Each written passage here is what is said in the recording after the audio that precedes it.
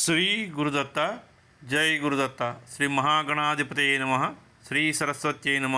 శ్రీపాదవల్లభాయ నమ. ఆధ్యాత్మిక బంధువులకి, దత్త బంధువులంతమందికి కూడా కృతజ్ఞతాపూర్వక అభివందనాలు తెలియచేసుకుంటూ, ఇవాళ భగవద్గీత సందేశంలో ముందుగా ధ్యాన శ్లోకాల గురించి మనం స్మరణం చేసుకుని, తర్వాత శంకరాచార్యులు వారు ఇచ్చినటువంటి భాష్యాన్ని దాని గురించి మనం చెప్పుకున్న తర్వాత భగవద్గీత శ్లోకాల్లోకి వెళతాం. ముందుగా అసలు భగవద్గీత అంటే ఏమిటి, దాని గురించే విస్తృతమైనటువంటి విపులీకరించి చాలా అర్థాన్ని, భావాన్ని స్పష్టం చేసినటువంటి శంకరాచార్యుల వారికి మనం ఎల్లప్పుడూ కూడా రుణపడి ఉంటాము. పారాశర్యవతః సరోజమమలం గీతార్థగంధోత్కటం నానాఖ్యానక కేసరం హరికథా సంబోధన బోధితం లోకే సజ్జన షట్పదైరహరః పేపీయమానం ముదా భూయాత్ భారత పంకజం కలిమల ప్రధ్వంసి న శ్రేయసే. పరాశరుని కుమారుడు వ్యాసుడు వచః సరోజ, ఆయన వచనాలు అనే తామర పుష్పం. వ్యాసుని చేత గొప్పగా చెప్పబడినటువంటి సరస్సు మహాభారతం. గీతార్థ సంబోధితం, గీత బోధించగలిగినదంతా కలిగి ఉన్నది. ఈ నదీ జలమంతా మంచి సువాసన వెదజల్లుతున్నటువంటి తామర పుష్పం. దీనికి ఎన్నో రేకులు ఉన్నాయి. ఈ తామర పుష్పం అనే మహాభారతం నుంచి వచ్చినది గీత. ఎన్నో ఉపమానాలతోని, ఉపాఖ్యానాలతోని మహాభారతం చెప్పబడి ఉంటే, హరికథా సంబోధన బోధితం, మెల్లమెల్లగా ఆ కమలం హరిభావనతో విప్పారింది. హరి గురించి ఎన్నో వర్ణనలు చెప్పబడ్డాయి. ఈ ప్రపంచంలో మంచి వ్యక్తులను తుమ్మెదలతో పోలుస్తారు. తుమ్మెదలన్నీ కమలం వద్దకు ప్రతిరోజు వచ్చి ఆ మాధుర్యాన్ని ఆస్వాదిస్తూ ఉంటాయి. భూయాత్ భారత పంకజం, మహాభారతం వ్యాసుడి మాటల్లో గొప్ప సరస్సు అది. ఆ సరస్సులో పుట్టినటువంటి గీత మంచి సువాసనలు వెదజల్లే కమలం. దాని నిండా మకరందం ఉంది. దాన్ని ఆస్వాదించడానికి చాలామంది ఉత్తములు వస్తూ ఉంటారు. పంకజం, పంకం అంటే బురద, జమ్ అంటే అయితే పుట్టినది, బురదలోంచి పుట్టినది అని అర్థం. అదే కమలం. నీరు ఎంత మురికి బురద ఉన్నా ఆ మురికి ఎంత మాత్రం కమలానికి అంటదు. ఆ బురదలోంచి సుందరమైనటువంటి పుష్పంగా వికసిస్తూ ఉంటుంది. కలిమల ప్రధ్వంసిని శ్రేయసే. దుష్ప్రవర్తన పెచ్చుమీరినటువంటి కలియుగంలో మహాభారతం మనకు వరప్రసాదం. రాబోయే శ్లోకం శ్రీకృష్ణ పరమాత్ముడి గురించి ఇప్పుడు మనం స్మరణం చేసుకుంటున్నాం. మూకం కరోతి వాచాలం పంగుం లంఘయతి గిరిం యత్కృపాతమహం వందే పరమానంద మాధవం. వందే మాధవం అనే విష్ణువుకి నమస్కారం చేస్తున్నాను. మా అంటే లక్ష్మి, ధవ అంటే భర్త. లక్ష్మీ భర్త అయినటువంటి విష్ణువుకు నమస్కారం. ఎటువంటి వాడు విష్ణువు అంటే, కృపతో మూగవాడు వక్తలా మాట్లాడగలడు, కుంటివాడు పర్వతాలు దాటుతాడు. పరమానంద మాధవం, ఆనందమయుడైనటువంటి ఆ మాధవుడికి వందనాలు. దీనిని బట్టి దైవకృప ఉన్నది అన్నది సత్యం. మన ఋషులు, మునులు ఈ శ్లోకాన్ని స్మరించుకుంటూ ఉంటారు. కృప అన్నది మనం చేసే పనుల నుంచి ఉత్పన్నమయ్యేది కాదు. అనుకోని విధంగా తనంతట తానే వచ్చి పడుతుంది. దాన్నే దైవకృప అంటాం. కారణం లేకుండా కార్యరూపం దాల్చే వాటి వెనక ఉన్న ప్రేరణనే దైవకృప అంటాం. ఒక్కొక్కసారి రామకృష్ణ పరమహంసుల వారు దైవకృప అనే గాలి నిత్యం ప్రసరిస్తూనే ఉంటుంది. మన మనస్సు అనే పొడవ మార్గంలో ప్రయాణం చేయని కారణంగా, మనం తెరచాపని ఎత్తని కారణంగా భగవంతుడి తాలూకా కృపని మనం పొందలేకపోతున్నాం. మనం ఆ మాత్రం చేయగలిగితే చాలు. మహాభారతం చదివితే అనేక సందర్భాల్లో శ్రీకృష్ణుడి తాలూకా కృపాకటాక్షాలు భక్తులపై ప్రసరించడం, ఇవన్నీ మనం తెలుసుకోగలుగుతాం అని ఒకానొక సందర్భంలో రామకృష్ణ పరమహంసుల వారు ఉద్బోధించారు. ద్రౌపది దుర్యోధనుడు సభలో అవమానించినటువంటి సన్నివేశం, దుశ్శాసనుడు ఆమెను వివస్త్రను చేయనున్నటువంటి ఆ సంఘటన, ఆమె భర్తలు మహామహులయ్యి ఉండి ఆమెను కాపాడలేనటువంటి నిస్సహాయులైనప్పుడు ఆమెకి ఒకే ఒక ఆధారం దైవకృప. ఆమె కృష్ణ అని పిలిచిన వెంటనే దైవకృప ప్రసరించిన తీరు, ఆమె శీల రక్షణలో వస్త్రాలు అందించిన భగవానుని కృప మరువలేనటువంటిది.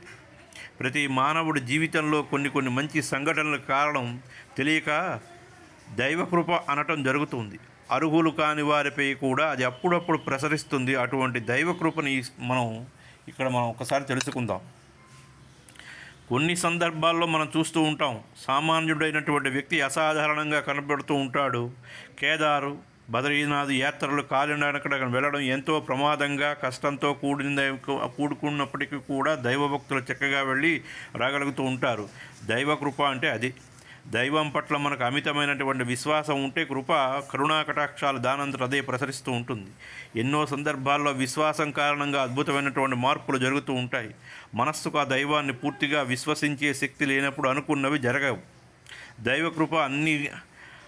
దైవకృప అనే గాలి ఎల్లప్పుడూ కూడా వీస్తున్నప్పటికీ మన మనస్సు అనే పొడవ తాలూకా తెరచాపని ఎత్తడం మన తాలూకా కనీస బాధ్యత. ఆ పని చేయగలిగినప్పుడు ఆ మలయమారుతమే పొడవై ఒడ్డుకు చేరుస్తుంది. భగవంతుడు న్యాయమూర్తిలా కూర్చొని మీరు మంచి పనులు చేశారు, తప్పుడు పనులు చేశారు అని అనడు. అవినీతి పరులకైనా సాధువులకైనా ఆయన తాలూకా కృపాకటాక్షాలు ఎప్పుడూ ఒకలాగే ఉంటాయి. సూర్యకాంతి అన్ని చోట్ల ఒకేలాగా ఎలాగైతే విస్తరిస్తుందో భగవంతుడి కృపాకటాక్షాలు అలాగే ఉంటాయి. ఈ కృప సునిశ్చితమైనటువంటి బుద్ధి లేని వారిపై, శక్తి లేని వారిపై, అంటే ప్రత్యేక గుణాలు లేని సామాన్యులపైన కూడా పడుతూ ఉంటుంది. ఎందుకు పడుతుంది అంటే దానికి సమాధానం లేదు. మానవ జీవితం 2 శక్తుల మీద ఆధారపడి ఉంది. ఒకటి స్వయం కృషి, రెండవది దైవకృప. అయితే దైవకృప అన్నాం కదా అని కేవలం దాని మీదే ఆధారపడి మీ ప్రయత్నం మానవద్దు. అలాగైతే మీరు ఏమాత్రం ఎదగరు. పసిబిడ్డ తల్లిపై ఆధారపడి ఉన్ననాళ్ళు ఎదగదు. తన కాళ్ళ మీద తాను నిలబడినప్పుడే ఎదుగుతుంది. కాబట్టి స్వయం కృషి తప్పకుండా ఉండాలి. సంస్కృతంలో దీన్ని పురుషార్థం అని అంటారు. స్వయం కృషి ఉన్నప్పుడే మనం దైవకృపకి అర్హులవుతాం. అప్పుడు నేను కాదు దైవానుగ్రహం అనగలిగే ధైర్యం వస్తుంది. త్యాగం చేయడానికి అర్హులం అవుతాం. శక్తి వస్తుంది. దైవమే కారణభూతుడు అనే విశ్వాసంతో ఉంటాం. ఆ స్థితిలో దైవకృపతోనే మనం అన్ని పనులు చేయగలుగుతాం. గాలిలో దీపం పెట్టి దేవుడా నీదే భారం అంటే అది కుదరదు. గాలిలో దీపం పెట్టినప్పటికీ దానికి కావలసినటువంటి రక్షణను మనం చేయగలిగితే అది కొంతసేపైనా వెలుగుతుంది. అలాగా భగవంతుడా నువ్వు ఉన్నావా లేదా అని చెప్పి ఒక పర్వతాల దగ్గరికో లేకపోతే నిర్జన ప్రదేశం దగ్గరికి వెళ్ళిపోయి మన దీపం పెట్టి చేతులు దండం పెట్టి కూర్చుంటే ఆ దీపం ఘనమైపోతుంది కానీ దీపం వెలగదు. ఇలాగే ఉంటుంది మానవుడు అంటే విశ్వాసం లేనటువంటి భక్తి ఇలా ఉంటుంది.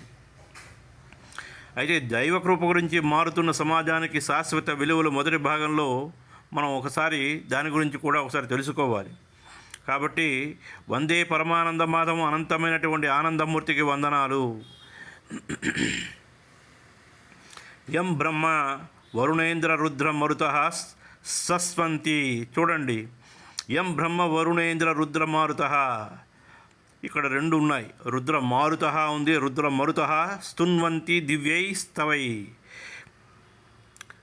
ద్వైసాంగ పదక్రమోపనిషదై గాయంతి యం సామగా ధ్యానావస్థిత తద్గదేన మనసా పశ్యంతి యం యోగినః యస్యాంతన్న విధు సురాసురగణ దేవాయ తస్మై నమః. తస్మై నమః అంటే అతనికి వందనాలు. ఎటువంటి వాడికి నమస్కారం? దేవాయ, దైవం లాంటి వాడికి, దైవానికి ఆయన గుణాలు వర్ణిస్తున్నారు. యం బ్రహ్మ వరుణ ఇంద్ర రుద్ర మరుత దివ్యై స్తువై స్తువ్యంతి. అంటే దివ్యై స్తవై స్తువై స్తువ్యంతి. స్తువ్యంతి అని ఒకటి ఉంది, స్తున్వంతి అని ఒకటి ఉన్నది.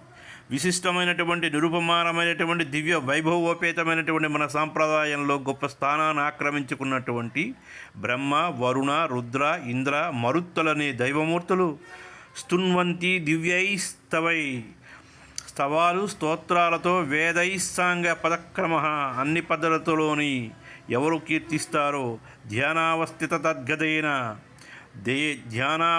తద్గతైన మనసా పశ్యంతి యం యోగినో. నిరంతరం అంతరంగ ధ్యానంలో మునిగి ఉన్నటువంటి యోగులు వాళ్ళ హృదయాల్లో ఎవరిని దర్శిస్తారో యస్యానం నా విధు సురాసురగత, ఎవరి శక్తి విస్తారాన్ని సురాసురును గ్రహించలేరో అటువంటి వారికి అంతర్యామిగా అందరిలోని ఉన్నటువంటి దైవానికి నమస్సుమాంజలు అర్పించుకుంటున్నాను. యోగులు వారి హృదయాంతరాళాల్లో ఆ అనుభూతిని పొందుతారు. ఆ దైవాన్ని ఇంకా ఎందులోనూ ఎవరితోనూ పోల్చలేము. ఈ 9 సుందరమైనటువంటి శ్లోకాలతో గీతాపఠనానికి నాంది పలికింది. మహాభారతంలో 1,00,000 శ్లోకాల మధ్య ఉన్నటువంటి 700 అసామాన్యమైనటువంటి శ్లోకాలను జగద్గురు ఆదిశంకరాచార్యులు వారు వెలికి తీశారు. ఆయన తన అసమాన పాండితీ ప్రతిభతో భారతదేశాన్నంతా ప్రభావితం చేసి 32 సంవత్సరాలకి దేహాన్ని చాలించారు. మహాభారతం నుంచి గీతని వెలికి తీసి ప్రజల ముందు ఉంచి జగద్గురువు కాగలిగాడు. ఆయన చెప్పిన పరిచయ వాక్యాలు రెండు పుటలలో ఈ పరిచయ వాక్యాలు గీత అంతరార్థమంతా కూడా సులభంగా గ్రహించడానికి చాలా ఉపయోగపడింది. లౌకిక జీవితంలో మనం నిర్వర్తించవలసిన కర్మలు, పూజా ధ్యానాదులు ఈ రెండు పరస్పర విరుద్ధాలు కావని, ప్రతి మనిషి వాటిని కలిసి అనుష్ఠించవలసింది అని మనకి చెప్పినటువంటి విషయం. రేపటి నుంచి శంకరాచార్యులు వారు గీతా భాష్యం గురించి మనం స్మరణం చేసుకుందాం. ఇక్కడికి ఇది సమాప్తం.